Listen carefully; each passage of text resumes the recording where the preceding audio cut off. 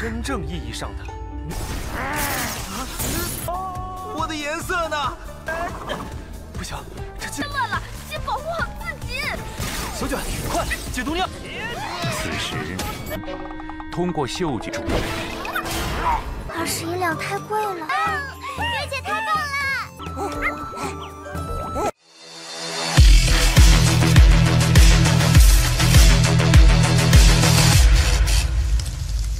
！Halo semuanya, selamat datang di Ruang Sinema. Bagaimana kabar kalian semua? Semoga selalu sehat dan baik-baik saja. Pada hari ini kita akan kembali melanjutkan series Donghua All the Very Well atau Paus Pemakan Segalanya. Sebelum kita mulai episode terbarunya, kita akan melihat dulu apa saja yang telah terjadi pada episode sebelumnya, tepatnya pada episode kedua. Sebelumnya, Feng Mang sangatlah penasaran dengan apa yang terjadi pada Papiliun Ling Xiao-nya. Karena sejak dirinya dinyatakan meninggoy pada 1 tahun yang lalu, Papiliun Ling Xiao terus mengalami kemunduran, dan bahkan kini mereka telah dikeluarkan dari aliansi. Sedangkan di Papiliun Ling Xiao tengah terjadi sebuah serangan dari geng Jufan. Dalam pertarungan tersebut, duanya pun sadar kalau mereka sudah tidak dapat lagi bertahan, dan beberapa murid pun mulai meninggalkan Papiliun Ling Xiao. Sekarang kita akan melanjutkan episode terbarunya. Dengan perginya beberapa murid telah membuat Papiliun Ling Xiao semakin sepi. Pada awalnya, duanya merupakan kandidat pemimpin sekte, karena bagaimanapun dialah yang pertama masuk ke sekte, dan juga yang terkuat di antara para murid lainnya. Namun kini duanya telah pergi, jadi Papiliun Ling Xiao sudah tidak ada ketua lagi. Sampai akhirnya Cheng Xi merasa ini adalah waktu yang tepat memilih ketua baru. Feng Mang yang agak kepedean pun sedang menunggu namanya dipanggil. Tapi tentu saja yang menjadi ketua selanjutnya adalah Guling. Mereka bertiga pun segera memberikan hormat kepada Guling. Ia tentu masihlah belum terbiasa dipanggil seperti ini.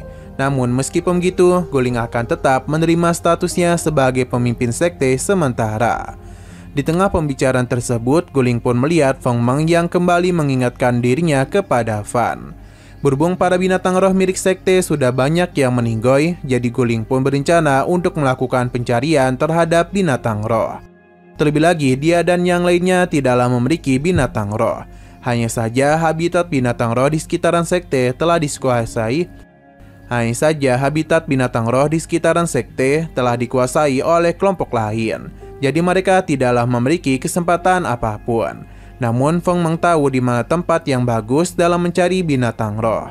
Alhasil perjalanan pun mulai mereka lakukan, di mana ini sudah bukan lagi menjadi habitat binatang roh, tapi habitat bagi manusia yang tengah merebutkan binatang roh. Untung saja Feng Mang masihlah mengetahui tempat lainnya. Tapi dia ingin mereka memastikan tidak ada yang mengikuti mereka, karena sepertinya ini adalah tempat rahasia. Feng Mang pun segera turun dari tebing yang tinggi. Tapi ternyata di bawah sana terdapat tempat tersembunyi. Feng Mang segera membawa mereka turun. Ia menjelaskan kalau ini adalah habitat rahasia dari binatang roh. Perjalanan pun terus mereka lakukan untuk bisa mencari penguasa dari habitat ini, yang sepertinya jauh berada di dalam.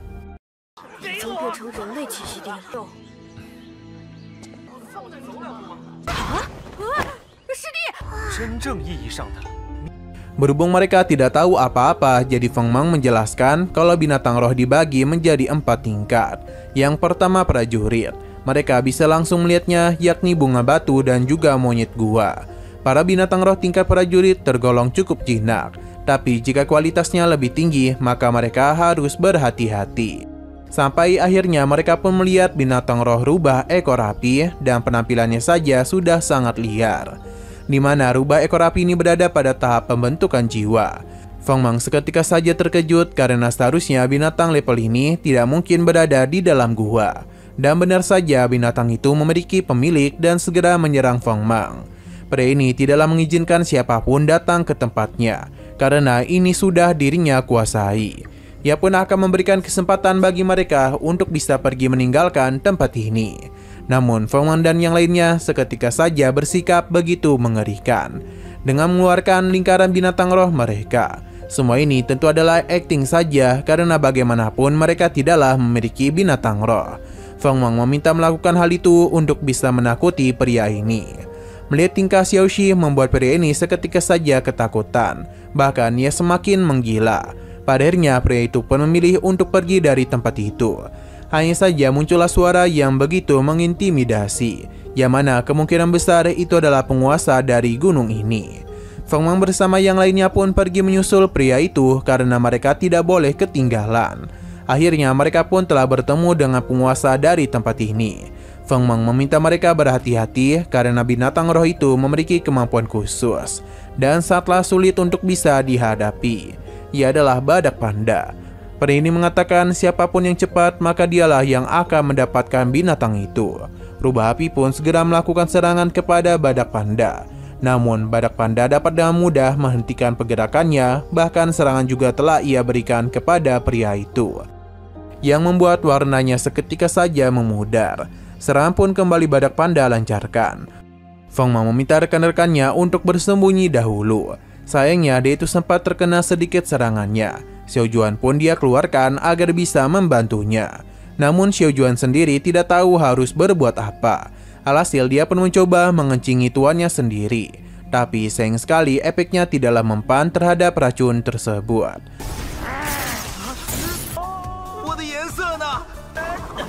不行，这乱了，先保护好自己。小卷，快解毒药！ Alhasil badak panda pun kembali menyerang yang membuat rubah api terluka. Hanya saja lubang dan darah pada tubuhnya itu seakan-akan hanya digambar saja, yang membuat Feng Mang sadar kalau yang mengenai dirinya bukanlah sebuah racun melainkan hanya tipuan saja. Ia pun berpikir kalau kemampuan badak panda adalah menyerap warna dan menggunakannya sebagai ilusi untuk menipu musuhnya. Tapi kemampuan panda itu tidak hanya itu saja, namun ia juga bisa menyamar menjadi mereka dan melancarkan serangan. Untung saja semua itu dapat mereka ketahui dengan cepat. Jadi pria ini pun mulai menganggap remeh kemampuan badak panda. Sayang sekali badak panda sangatlah pintar dalam memanipulasi warna. Jadi rubah api pun kesulitan untuk bisa melawannya. Alhasil pria ini pun mengajak Feng Mang untuk menangkap badak panda. Setelah berhasil menangkapnya, maka mereka akan saling berbagi. Xiao Juan pun diminta untuk menyerang badak panda dengan cara mengencinginya. Dengan begitu siluman sulur dapat menahannya. Tapi ternyata di depan mereka itu hanyalah sebuah gambar saja. Sedangkan badak panda yang asli segera menyerang siluman sulur. Masalah tidak berhenti sampai di situ saja, karena badak panda mulai menggunakan kemampuan warnanya untuk bisa bersembunyi. Rubah api mencoba untuk menerangi tempat ini agar bisa menemukan keberadaan badak panda. Namun sayang sekali lagi dan lagi itu hanyalah tipuan semata dan mengakibatkan rubah api harus terluka. Selain itu badak panda mulai menggunakan teknik andalannya yang membuat mereka kebingungan untuk bisa bertarung dengan badak papi. Melihat apa yang terjadi malah membuat Xiao Juan kebingungan. Karena bagaimanapun sebagai anjing dia itu telah buta warna dan hanya mengandalkan penciumannya saja. Jadi Xiao Juan yang pintar pun akan memanfaatkan keunggulannya untuk bisa menyelamatkan tuannya. Alhasil ia pun mudah menumbangkan badak panda dan tidak lupa ia menandainya dengan air seninya. 此时，通过嗅觉。 你怎么看到他的？ Hal ini tentu membuat Feng Mang terkejut, karena Xiao Juan dapat dengan mudah menemukan keberadaan badak panda. Dan begitu mereka pun berhasil mendapatkannya. Tapi pria ini tidaklah membiarkan hal tersebut dan segera menangkap badak panda dan langsung saja membawanya pergi. Tidak hanya itu saja, ia pun segera pergi dari tempat itu yang membuat Feng Mang dan yang lainnya tidaklah bisa berbuat apa-apa. Pada malam harinya terlihat kalau pria ini tengah pergi ke sebuah tempat. Ternyata dia itu bernama Su Muchen dan ingin bertemu dengan Yaoyang. Terlihat kalau tempat ini telah mengurung begitu banyak binatang roh. Sampai akhirnya kita pun dipertemukan dengan Yaoyang, pemilik dari tempat itu. Ia memberikan pujian kepada Su Muchen karena bisa mendapatkan binatang penguasa. Berhubung kemampuannya cukup menarik, jadi Yaoyang berencana mengajaknya untuk bergabung dengan sekte Jizai. Tapi Su Muchen tidaklah tertarik karena dia hanya ingin kebebasan Han Wei saja. Yaoyang pun mengeluarkan rubah ekor es yang mana dia adalah Han Wei. Namun di tengah semua itu, rubah ekor api segera ditahan karena bagaimanapun mereka tidak ada niatan untuk membiarkan Su Muchen pergi begitu saja. Yang mana ini pun membuatnya menjadi begitu kesal. Tujuan Yaoyang adalah mengambil binatang roh milik Su Muchen. Para penjaga segera melancarkan serangan kepadanya. Su Muchen mencoba untuk melawan, tapi mereka ini terlalu banyak dan sulit untuk bisa dirinya kalahkan. Bahkan seberapa keras pun dirinya melakukan penyerangan, ia tetap kesulitan. Akhirnya, Yan Wei pun memberikan bantuan yang bisa membuat Su Muchen terbebas. Akan tetapi Denny tidaklah sadar kalau sejak tadi binatang roh Yaoyang sudah sejak tadi bersembunyi di balik bayangannya dan segera menahan pergerakan Su Muchen.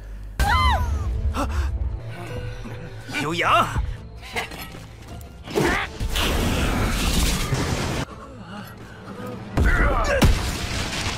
Yaoyang berencana untuk menjual rubah ekor es dan juga rubah ekor api. Dengan begitu dia bisa menghasilkan begitu banyak uang.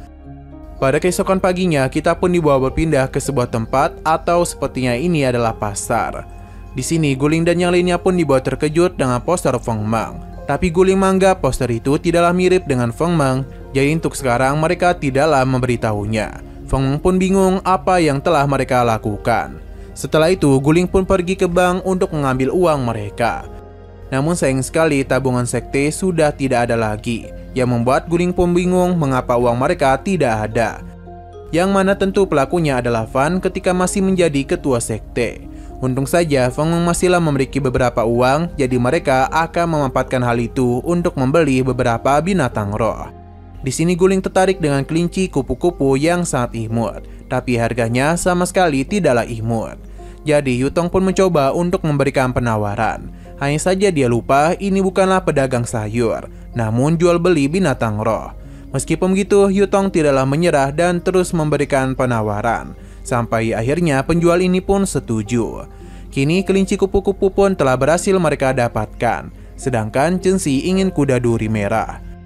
Alhasil Yutong pun kembali memberikan tatapan untuk menawar binatang roh itu.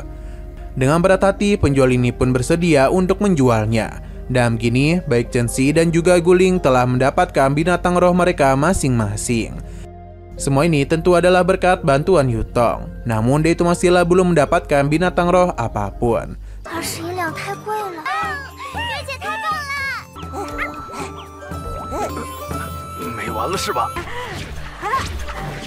Sampai akhirnya seorang penjual pun memanggil mereka dan di sana ada badak panda yang sebelumnya telah mereka tangkap. Tidak hanya itu saja, di sini juga ada dua binatang roh milik Su Muchen. Guling pun memberitahu kalau badak panda ini adalah milik mereka, jadi harus dikembalikan kepadanya. Penjual ini tahu betul mereka berasal dari Pavilion Ning Xiao. Sebelumnya mereka ini sudah pernah membuat masalah di Pavilion Ning Xiao. Jadi mengapa mereka kini malah begitu berani kepadanya? Hanya saja pertarungan di tempat umum sangatlah dilarang.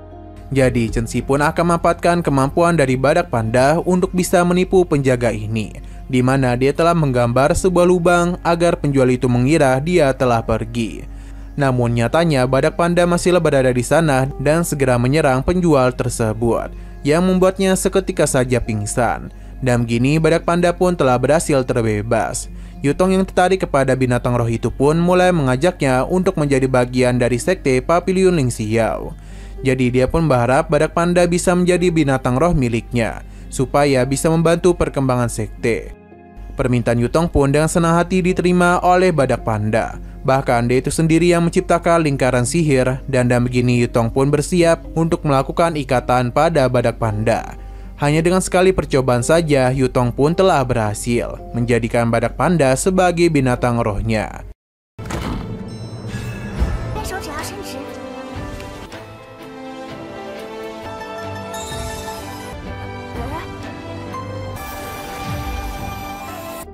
Di sini perhatian Feng Mang teralihkan kepada rubah api dan rubah es, sedangkan badak panda masihlah sok jual mahal kepada Yutong.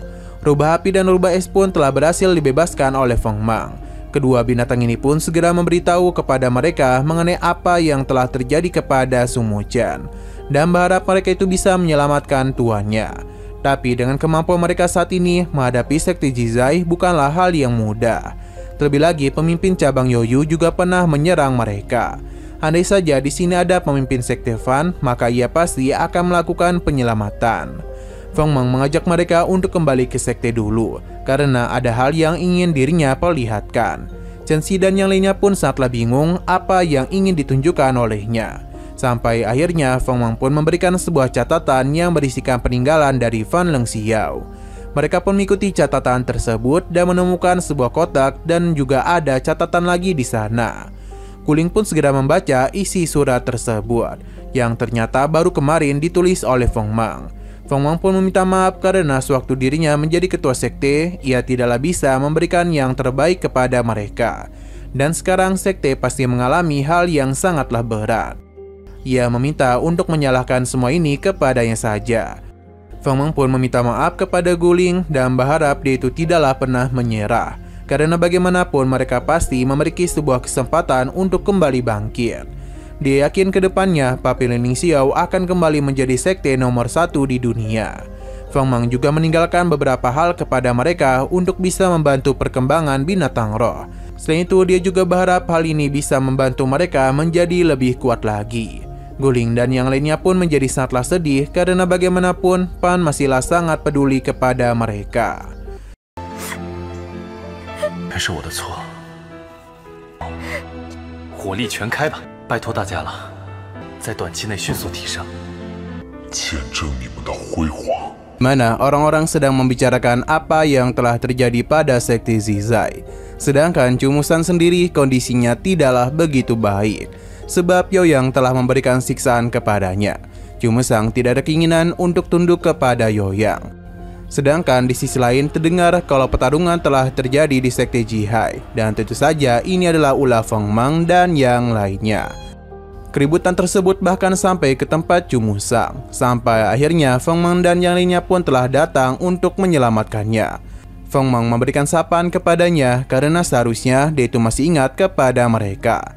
Setelah terbebasnya Cumusan, ia pun merasa senang, sebab kedua hewan sihirnya juga telah ada di sini. Sedangkan Feng Meng akan membagi dua kelompok, di mana Guling dan yang lainnya diminta untuk membebaskan para binatang roh, sedangkan dirinya akan menyelesaikan masalah ini. Cumusang penasaran mengapa mereka malah menyelamatkan dirinya. Bagi Feng Meng, mereka masihlah terlibat dalam sebuah janji. Maka karena itulah kali ini Cumusan harus membagi harta dengan adil.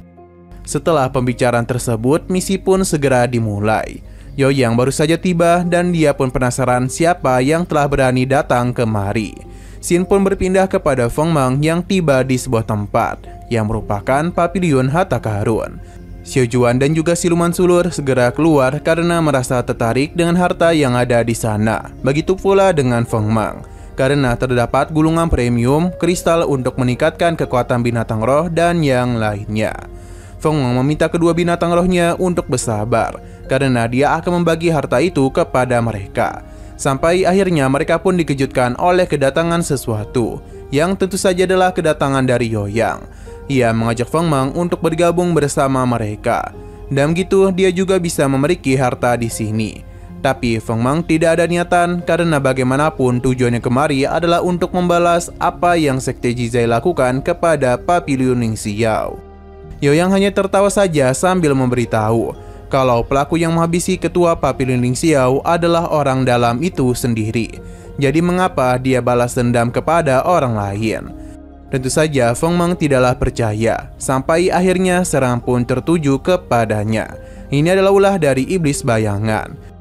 Berhubung pergerakannya sangatlah sulit untuk ditebak, jadi Feng Meng memilih untuk kabur saja sambil melemparkan beberapa harta kepadanya. Dan begitulah dirinya bisa lebih bersantai dulu. Feng Meng pun bingung mengapa bayangan iblis tidak mengejarnya, yang ternyata dia itu bersama dengan Yoyang tengah meletakkan barang-barang yang sebelumnya Feng Meng lempar. Alhasil Feng Meng pun menjadi tahu letak kelemahan mereka.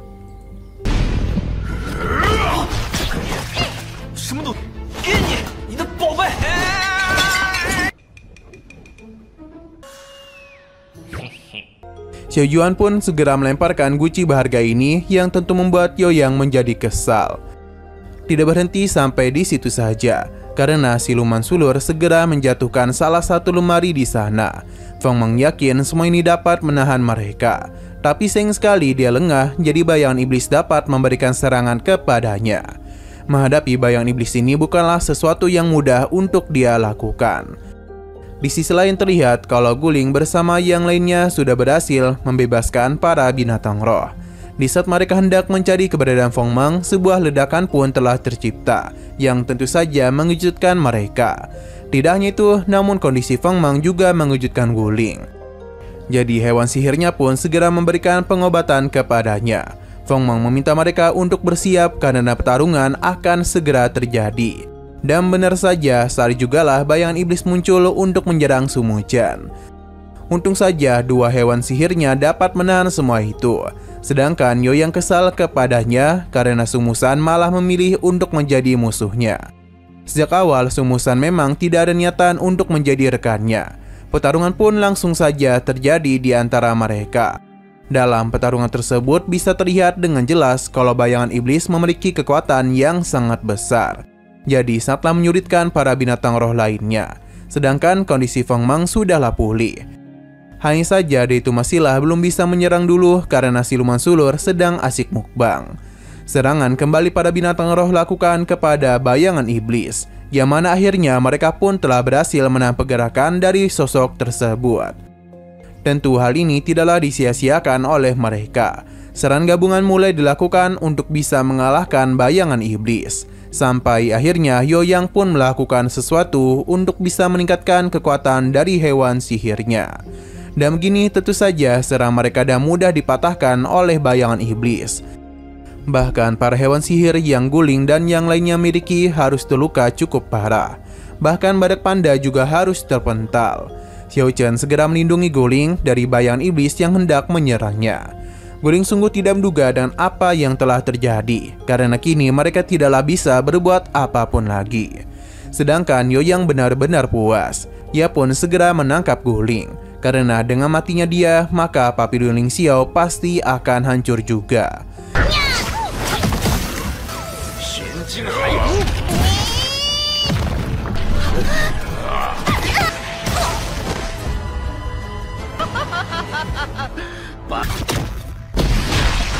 Ia mengakui mereka sangatlah berani menyerang kemari, tapi bayangan iblisnya sudah jauh lebih kuat. Yoyang berjanji akan mengakhiri Papillon Ling Xiao di sini. Bayangan iblis pun diminta untuk langsung melenyapkan Guling. Di detik-detik terakhir, Feng Meng pun mengeluarkan kun untuk bisa menyelamatkan Guling. Xiaonian milik Feng Meng juga telah mengalami peningkatan kekuatan. Yoyang yang melihat kun tentu saja menjadi sangat terkejut, begitu pula dengan Guling, karena ia sudah cukup lama tidak melihat sosok kun. Bayangan iblis pun terus diberikan tekanan oleh Feng Meng, bahkan sampai membuat bayangan iblis terpental. Tapi tentu saja pertarungan masihlah belum selesai, karena bayangan iblis segera melancarkan serangan balik kepadanya. Sebenarnya kun sempat menghindari beberapa serangannya, tapi ada beberapa serangan yang telah melukai kun. Bahkan bayangan iblis segera menghempaskannya ke tanah. Feng Meng meminta Xiaonian untuk kembali bangkit dan langsung saja melancarkan serangan balik kepada bayangan iblis. Lagi dan lagi hal itu berhasil memberikan tekanan kepadanya. Melihat ada sebuah celah, Feng Meng pun segera menggunakan siluman sulur untuk bisa menahan pergerakan bayangan iblis. Karena sebelumnya siluman sulur telah memakan beberapa harta, tentu saja telah membuatnya berevolusi, yang membuat kekuatannya juga telah meningkat. Yoyang tidak terima dan meminta bayangan iblis untuk memberikan perlawanan. Namun Xiaonian tidak akan pernah membiarkan hal itu terjadi. Alhasil dia pun segera melakukan pelahapan kepada bayangan iblis.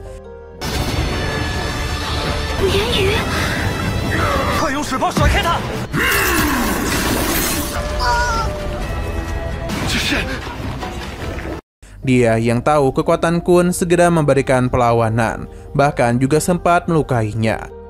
Namun Xiaonian tidak akan menyia-nyiakan kesempatan ini. Dia pun segera melakukan pelahapan kepadanya. Feng Meng tidak ingin membiarkan ia menyentuh tanah, karena hal itu bisa karena dalam gitu bayangan iblis bisa menggunakan kekuatannya. Setelah berjuang cukup keras, akhirnya Xiaonian pun telah berhasil menelan bayangan iblis. Melihat hal itu tentu saja mengejutkan Yoyang. Akan tetapi, jiwa inti dari bayangan iblis berhasil terlepas yang membuat ia memiliki kesempatan untuk bisa bebas. Cumusan tidak ingin membiarkan hal itu terjadi. Rubah api pun telah berhasil menangkap bola jiwa tersebut. Tapi Yoyang memberikan perlawanan dan hal itu membuat inti jiwa telah terlepas. Feng Meng dan Xionian mencoba untuk menghancurkan hal tersebut. Tapi pergerakan mereka langsung saja diketahui oleh Yoyang. Ditahan oleh Yoyang. Dirinya pun memberitahu kalau ini adalah kemenangan mutlak untuknya. Karena bagaimanapun sudah tidak ada lagi yang bisa mereka lakukan. Feng Meng merasa begitu kesal, padahal tinggal sedikit lagi bayangan iblis dapat dia kalahkan. Jika inti jiwanya itu tidak segera dihancurkan, maka tentu saja bayangan iblis dapat pulih dengan cepat. Ia pun penasaran apakah ini semua sudah berakhir. Yoyang pun tertawa begitu puas karena ini adalah akhir dari Papillon Ning Xiao. Namun di detik-detik terakhir, gadis domba pun telah datang dan langsung menghancurkan inti jiwa tersebut. Hal ini tentu membuat marah Yoyang dan ia pun mencoba untuk menyerangnya. Tapi ternyata gadis domba memiliki seni bela diri yang bagus dan langsung saja mengalahkan Yoyang dengan sangat mudah. Feng Meng masih ingat kepadanya dan tidak menduga gadis domba mengikutinya sampai kemari. Ia pun berterima kasih atas bantuannya. Melihat senyum Feng Meng seketika saja membuat gadis domba menjadi salting dan pergi dari hadapannya.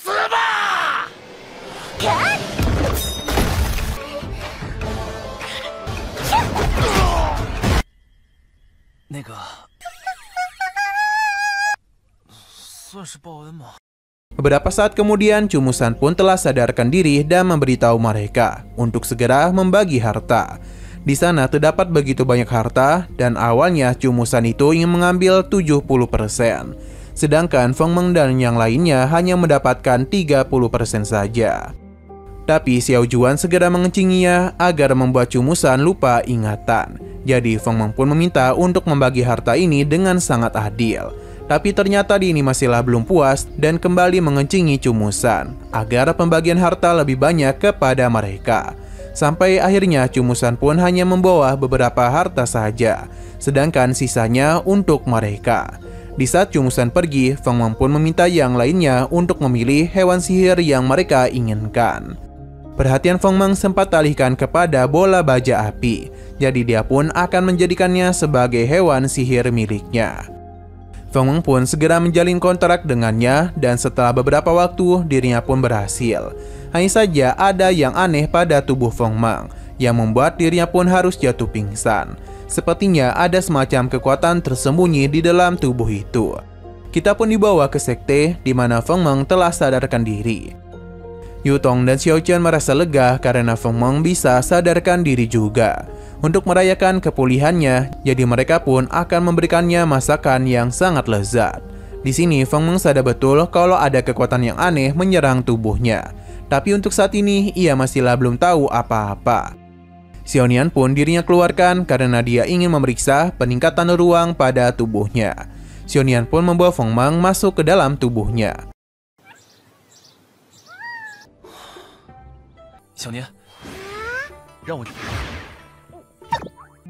Di dalam ruangan itu terlihat ini sudah mulai meningkat. Itu terjadi karena seiring berjalannya waktu, kekuatan Xionian akan meningkat juga, termasuk juga dengan kemampuan melahapnya. Hanya saja Feng Meng masihlah penasaran siapa yang dulu telah mengkhianati dirinya. Untuk saat ini dia yakin Guling dan yang lainnya tidaklah terlibat. Tapi dia itu masihlah belum bisa mengambil tindakan apapun karena tidak ada petunjuk yang dirinya miliki. Feng Meng pun ingat kalau Guling sepertinya telah melihat keberadaan Xionian. Ia pun ingin melihat apa reaksi Guling selanjutnya. Feng Meng pun datang ke hadapan Guling yang tengah memberikan penghormatan kepada Fan. Di sana Guling pun meminta maaf karena telah melibatkan Feng Meng ke dalam masalah. Namun dia ini lega karena dia itu baik-baik saja. Guling sepertinya telah menangis karena dia menganggap ketika kehilangan Fan, sekte akan hancur. Namun ketika Feng Meng muncul, ia pun mulai yakin mereka masih memiliki kesempatan untuk bangkit. Feng Meng menganggap ini semua adalah berkat kerjasama mereka. Sebenarnya tujuan Feng Meng kemari untuk memberitahukan sesuatu yang tentu tidak bukan adalah keberadaan Xionian. Setelah memberitahu semuanya, Guling awalnya memang terkejut. Ia pun senang karena bisa melihat ada seseorang yang bisa menggunakan kun lagi. Feng Meng menanyakan tujuan Guling masuk ke sekte. Tapi sebelum itu, Guling pun memberikan poster yang dikeluarkan oleh keluarga Bai. Dan mengapa Feng Meng ini begitu dicari? Apakah dia itu telah melakukan sesuatu kepada Bai Zhang? Feng Meng tentu tidaklah membenarkan hal tersebut dan memohon kepada Guling untuk percaya kepadanya. Guling tentu percaya kalau Feng Meng adalah orang yang baik. Terlebih lagi, tingkah laku dan segala perbuatannya telah membuat dirinya teringat akan sosok yang penting baginya. Karena setiap Feng Meng berbuat sesuatu, dia sangatlah mirip dengan Fan. Jadi Guling pun mulai bertanya-tanya apakah Feng Meng itu muridnya, atau bahkan Feng Meng merupakan Fan itu sendiri. 不，掌门你别误会啊！你的一举一动，还有年语，请如实告诉我，亦或是就是他们。 Mendengar hal tersebut, Feng Meng pun tidak bisa berkata-kata hingga sampai minggu depan. Karena bagaimanapun, episode pada hari ini pun harus bersambung dulu. Oke, sekian dulu pada video kali ini. Untuk video selanjutnya akan segera hadir. Jadi bagi kalian yang ingin mengikuti series ini, langsung saja klik subscribe dan aktifkan loncengnya. Terima kasih yang sudah menonton video sampai habis. Jika kalian suka pada video ini, klik like dan share ke teman-teman kalian tentang channel ini. Dan ditunggu aja kelanjutannya. Oke, sampai jumpa di video selanjutnya.